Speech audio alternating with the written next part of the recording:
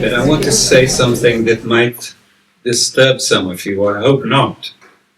My parents spoke a lot about their experience in the camps. You know, most survivors didn't. Most survivors never mentioned it to their family.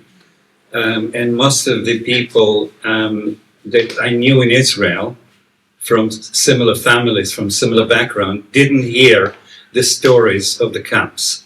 I grew up on the stories of the camps. It probably is not the best way to grow up, but here I am. I survived. So I survived the survivors and their pain.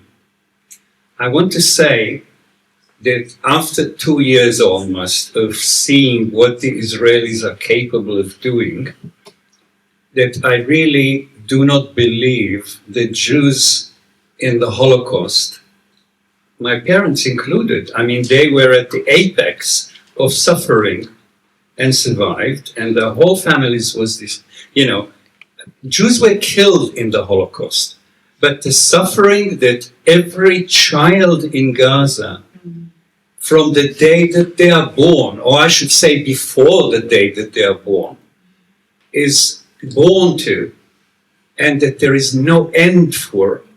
You know, people in the Holocaust suffered, even my parents suffered for 6 years. The Palestinians are now suffering for more than 100 years from Zionism. And in the 2 years of this, the 20 months that we have witnessed, what the Israelis have invented actually pales the Nazi imagination. The Nazis did horrible things, but they did not sing and dance about it.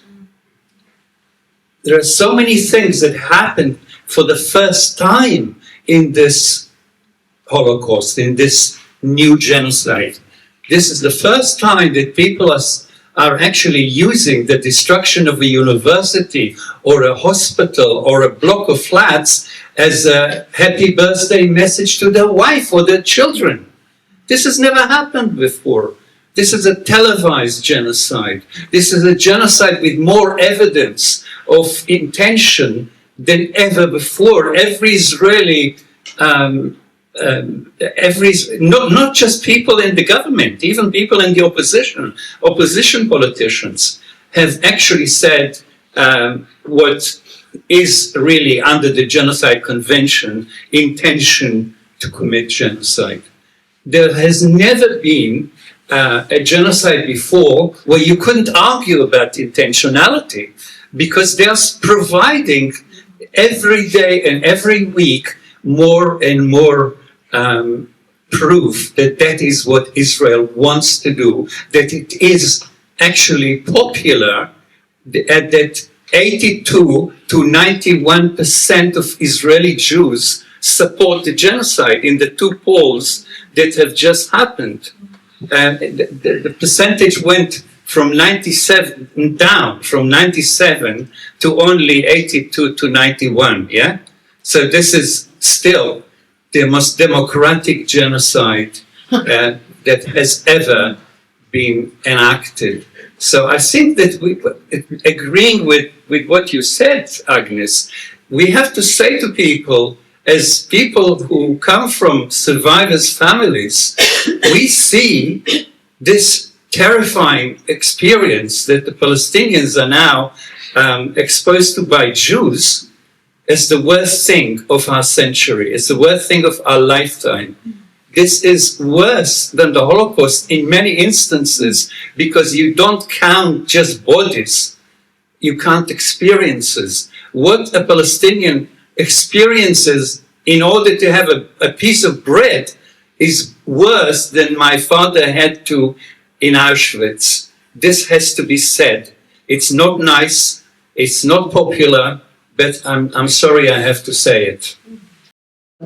In my childhood, we were always talking about Eretz Israel, because my family and friends, family of friends, they all suffered during the Holocaust. And when they came back, they were not always welcomed by not all the Hungarians. So there was this thought, let's go to Eretz Israel, where Jews can be Jews without being discriminated against. Nobody knew then that the land of Israel was not an empty land, just waiting for the Jews. So a lot of them went there with ignorance. And then now, even my childhood friends are, I don't know if they're Zionists, but they believe, because they are brainwashed with the Project Fear, that if they don't kill the Palestinians, then Israel will not survive and Jews will not survive. So the answer is that the oppressed people became the oppressors, and that's a switch, which is tragic, and we need to argue against it. My father, we arrived at the 1st or 2nd of June 1948 on a boat. I was 2 years old, not even. And my father refused to fight. He refused to be drafted. He was one of the very first few refusers in 1948. We don't even know numbers because they kept it secret. I don't suggest that there were many people that did that, but there were a few people that did that, and I'm proud that my father did that. He never told me about it. I learned about it from his brother.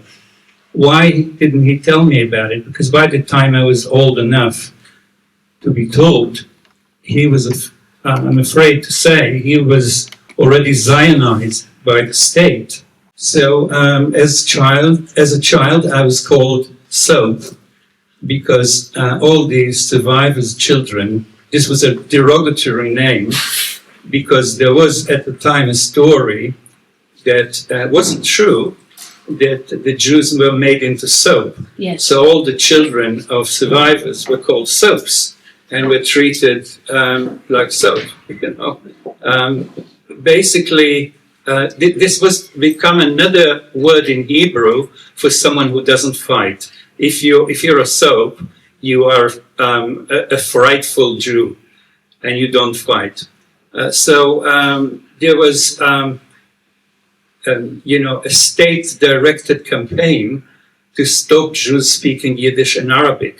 Yiddish was 90% of the survivors, and of course there were Arabs that came from the Middle East after 1948. Those two languages were disallowed, basically, and we as children were the agents of the state. We would be told at school, don't allow your parents to speak Yiddish on the bus or in the street. And when they spoke that, inevitably, we said, Mommy, you can't speak Yiddish, speak Hebrew. We were small agents of repressive state. This changed later when money was being made from the memory of the dead. But I think that by the mid-50s, most of those survivors turned the corner and became Zionized. Not because they started believing in Zionism, but they lived in a Zionist state. Everything was what it was, and you didn't want to be out of line because it cost you. I just want to end by saying the kind of meme that was used for Holocaust survivors when I was a child is they went like lambs to the slaughter.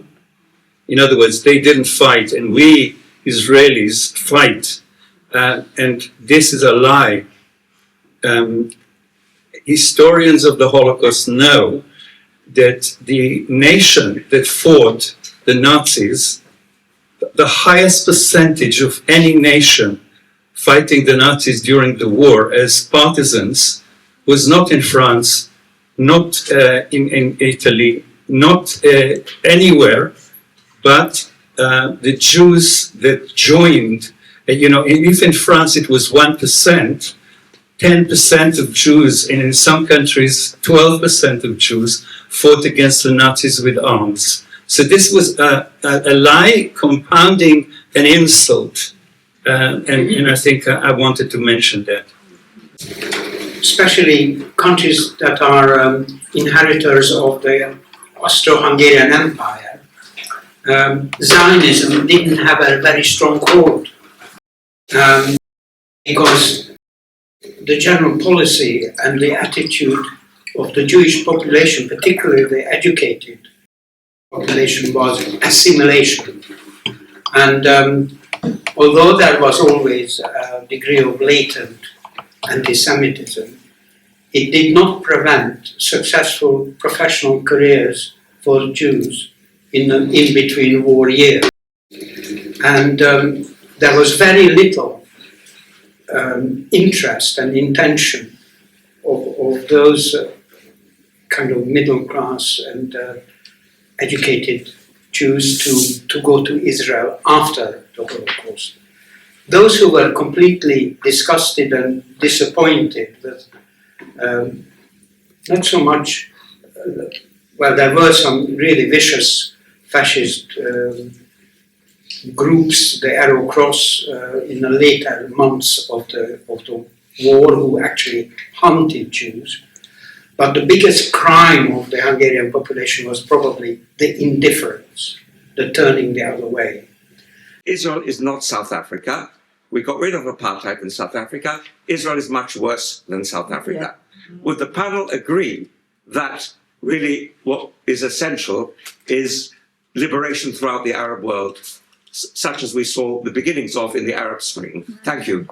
Both Israel and the Nazi projects, they're not the same in any way at all, that's too crude, but they have a similar root. So one of those roots is the Russian Revolution. It is the wave of global uprisings that took place a long time ago, over 100 years ago now, which shook the Western capitalist world to its core. And it had different ways to react to it. One obvious way was fascism and the Second World War, and blaming and scapegoating Jews. The Nazis had this fantasy of Judeo-Bolshevik conspiracy, to subvert Europe. And that's one of the several reasons why the Jews were targeted in the way they were, not because they were Jews as such, because they were seen as communists, as socialists. Other right-wingers, different, more moderate than Hitler, such as Churchill, had a different approach. They didn't want to kill all the Jews. They were quite happy for wealthy, middle-class Jews to stay in England or wherever they were.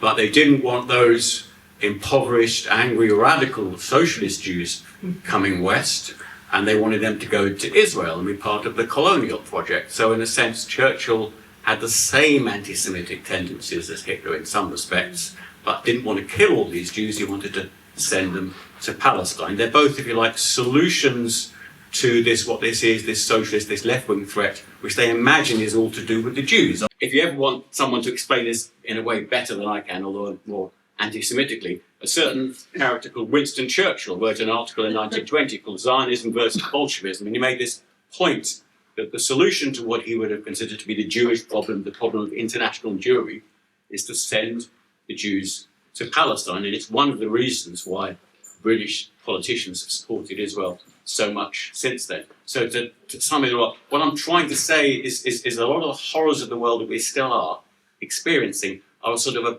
product of this sort of counter-revolution, of this way of coping with these revolutionary upsurges. And that's both depressing and despairing, because the revolutionary left tradition was crushed by fascism, to a certain extent by Zionism, by what happened in the 20th century.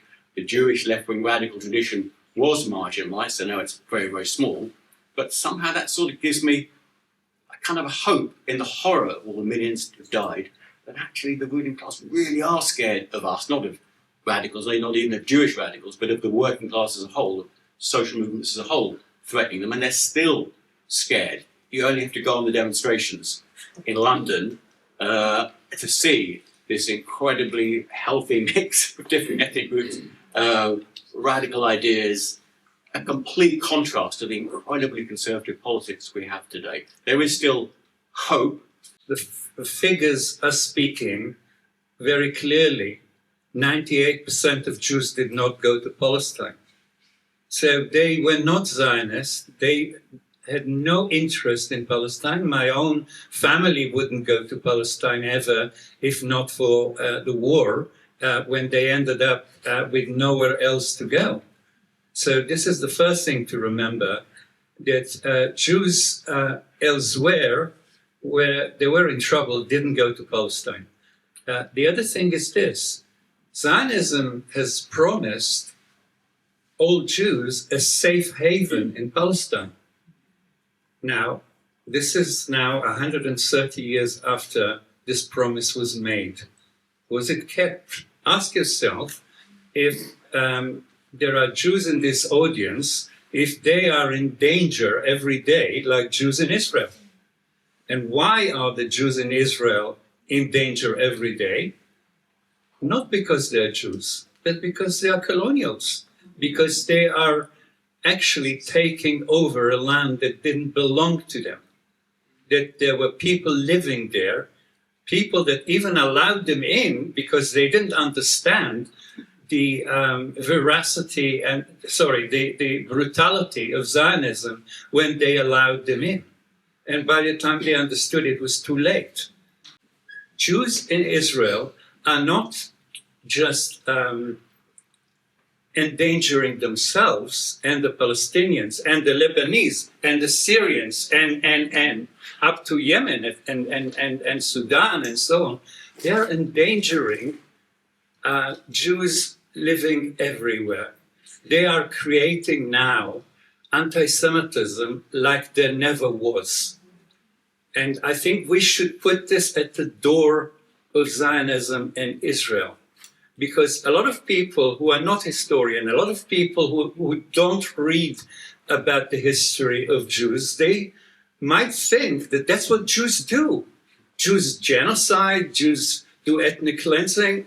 A lot of people who are don't have time to actually go into history, but they every day see what they see on the screens, think that this is what Jews do, and also think that all Jews support it. We know this is not true, but if you listen to the BBC or if you read the New York Times, you might believe those lies. And this is the danger, because that is what causes anti-Semitism to grow right now. And this is the worst thing that can happen to any Jew, that we will be responsible for something we don't even agree with. And even the Jews in Britain that allow the leadership to support Israel, and they demand that people like us are silenced, and we are silenced, but we will not be silenced. Yeah, these Jews know in their heart that Judaism is not a genocidal tradition, that Judaism is not a colonial tradition, that there is nothing Jewish about what Israel is doing. Israel is not a Jewish state. It's an apartheid state. It's a racist state. It is a state that should not exist. But what is more important, Israel has never been more divided than it is today.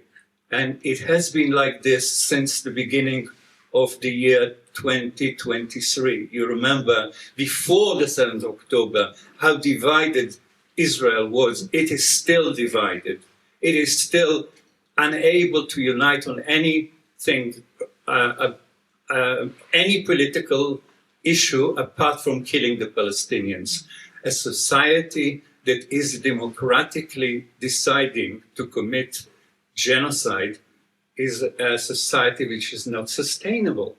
It cannot continue to exist very long. I cannot put my head on, on the floor here and say in a year, in 2 years. In the lifetime of most of us here, we will see the end of Zionism, and there is no other way. Zionism belongs to colonial projects of the past. It doesn't belong to the future. It is unjust, it's illogical, it is illegal, it's immoral, and it will be ended like all the other projects of the same kind were ended. I just want to go back to the original question. How does Palestine get liberated, right? That was Sally's question. And there were a number of suggestions. We don't know which way it will go. It could be a repeat of the Arab Spring, or a revolutionary explosion like Mark was mentioning. I think I join up with Haim's comments, really, saying that another alternative is simply the self-destruction of Israel and Zionism. This is already underway. And in a sense, you cannot recover from a genocide that they have been perpetrating. This is really already the beginnings of the end, as Haim said. And it's just a question of how long does it take. There is no recovery from this. And both Israel and Zionism will be eventually phased out. Gradually, it's already in a pariah state. Both Zionism is, and so is Israel. And then it will just grow, and more countries will feel free to join the opposition to it. And no longer do we hear, for example, even from Keir Starmer, that he's a Zionist without qualifications. Somehow he forgets to repeat that now. Whether Israel is going to finish and Zionism is going to finish, I don't know. But at the moment, it's the Palestinians who are being finished every single day, like today and tomorrow. So I don't mean to be patronizing, so I apologize if I sound patronizing, but we have to do our utmost best to stop that killing now. And we have to pester our MPs. It has to stop now. And Britain has to stop arming Israel. And the United States has to stop arming Israel. Because if we wait for Zionism to die, it will be too late for the Palestinians. Say that Israel will implode, but there are so many people, like the 80% of Israelis, who are still in favour of the genocide, and the settlers who will stop at nothing, and the kind of Kahanists. What will become of them? They won't all end up in the Hague. So what will become of them? How will they be stopped? I just want to say that a large number of those who are perpetrating the most horrible things on the occupied territory, the West Bank, came from New York and the US. And if they cannot, in the end, live with a democratic state, they will go back, I think. Quite a large number. Already nearly 1 million people left Israel because of what they are experiencing and seeing and not wanting to be in a violent state. So there will be a sorting. Those who are progressive will stay and be perfectly happy in a single democratic state, I'm sure. And those who are ardent Zionists and cannot change will leave. And I don't know whether on the way to get there, there will be some bloodshed. Who knows? That could be. But I think there will be a large number of returnees. I have been a supporter of one democratic state in the whole of Palestine for as long as I remember, because there isn't another solution. The two-state solution is dead and buried and rotting. You know why? Because of Israel. The Israelis never allowed this to happen because they built the settlements to stop it. So there is no two-state solution. The fact that people are talking about it is nothing. It means nothing. So the solution of having everyone live in the same country under the same rule of law, inequality, I don't need to persuade people that democracy is a good thing. And I believed in it most of my life. And now I don't know if it can ever happen. Because the genocide is changing the generosity that Palestinians have felt despite their suffering towards the Jews in Israel. No other population that I know would offer what the Palestinians offered the Jews in 1947. They said to them, we shall all live in a country with the same rights. That's what they said. And the UN, in its criminal stupidity, divided the country and caused the Nakba and now the genocide. And is still doing nothing to correct the mistake. So I just think that the Israelis manage now to persuade the Palestinians that maybe after 130 years of this, it's not possible to live with them because they still support the genocide. This is now the most difficult thing to do, to pull off. But we have no other way. French and Germans after the Second World War, let's say in May 1945, didn't see the possibility of living together, right? But they are now the two pillars of the European community. A lot of whites, if there was a democracy under apartheid, would vote against the end of apartheid. And this is why the leader, who was a racist, didn't ask them. He just agreed with the Americans to end apartheid, totally undemocratically. And he was asked about it. And he said, if I went democratically and asked them, they would say, no, we don't want it to end. So most Israelis do not want to end apartheid. It's very clear from the polls. What I think will happen is what happens in South Africa today. If you ask people, were you for the ending of apartheid? Every white person says, yes, of course. And people are joking about it.